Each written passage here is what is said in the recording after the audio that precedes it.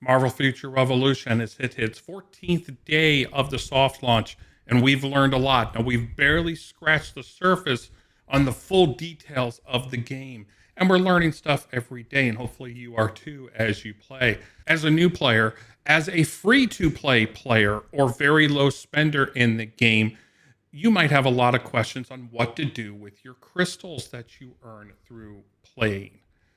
There's a lot of places you can spend your crystals, but you have to be very wise on where they go because they're not the most drop friendly in the game. And sometimes it takes a while to earn them.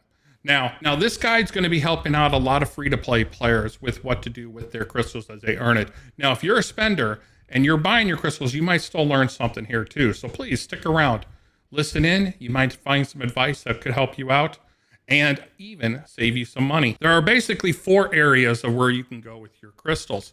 Now we're going to talk about the differences between them and how they affect your style of play. As a free-to-play, you're going to want to make sure that you use these crystals in the right places.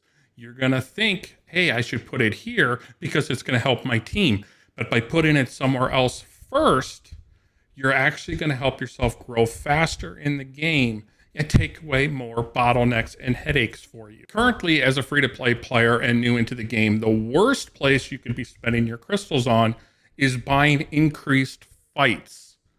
These increased fights will let you fight the same bosses again or res from the dead if you happen to die during the fight for about 100 crystals. Doesn't sound that bad. You get a chance to get better gear. Unfortunately, this gear, until you're higher up, almost to level 100 or even at level 100, is going to be replaced pretty quickly. So using the crystals to get extra fights, to buy extra abilities, is not the best choice. Now, the special operations battle, you can earn your potions to be able to move up your skill tree. This still is something you should wait until you're further on into the game. While this will help you, the use of your crystals in this actually will slow your progress down in the game for the short while. Number 3, RNG opening boxes.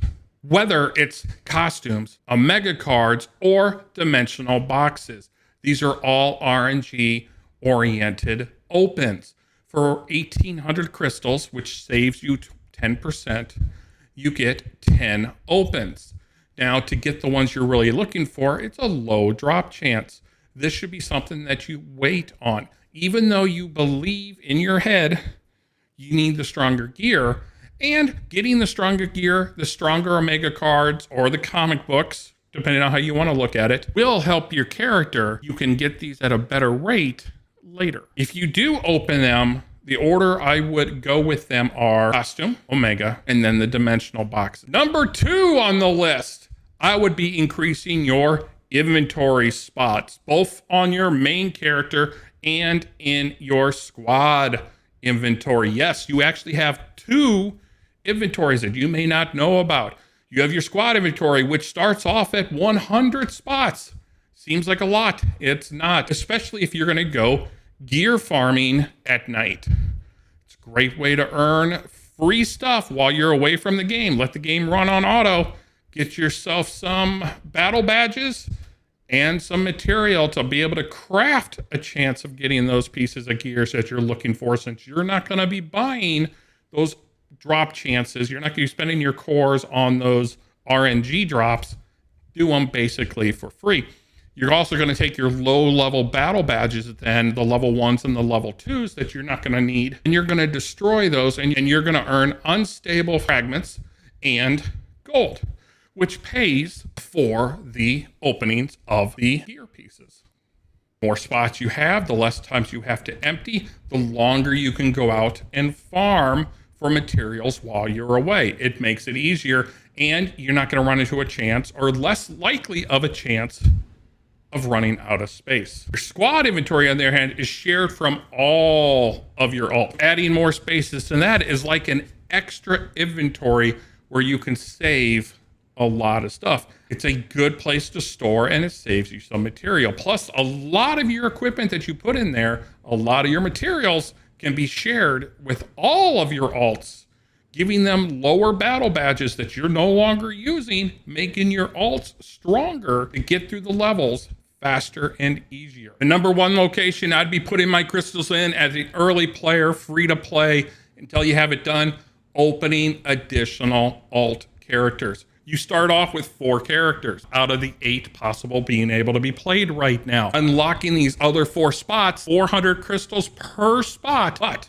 it's going to help you. And these extra alts will earn these crystals back along with additional squad power and gold. If you do not know, as you're leveling, 2 additional alts can do the boss nodes. Doing these boss nodes, you earn about 3,000 squad power extra as part of your achievement chain. The squad power will help out, and it might even help you get through that coveted squad power 55 to be able to finish the main storyline on your main character. Many people level their squad power this way. They get to a bottleneck, they go onto an alt, they run up there to fill up their squad power until they can continue. As your pod power increases, all of your alts main base power also increases. Running alts, the more alts you run, you also get titles. Titles are specific titles for each alt, which give you a little bit of an increased boost off your base stats. Also, the more characters you run, the more titles you get. The more titles, the slightly stronger your character becomes. Crystals are earned slowly in game, mainly through milestones, events, and achievements.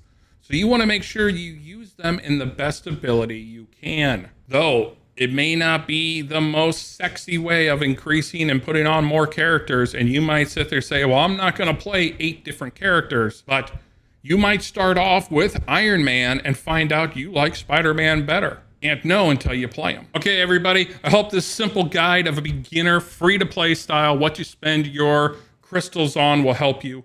Hopefully it will relieve some bottlenecks and frustrations as you level up. Once you're done with getting your players opened up and your inventory slots opened, then feel free and be happy to go ahead and open up some RNG boxes. You might get that piece of gear you're looking for, but right now, early into the game, it's not the most important aspect. If this helped you out at all, please hit that subscriber button, ring that bell. We'll have more videos coming out over at Marvel Future Revolutions and other aspects in our life, and we'd love to share it with you. Until then, keep gaming, keep having fun, do it how you want, and we'll see you next time.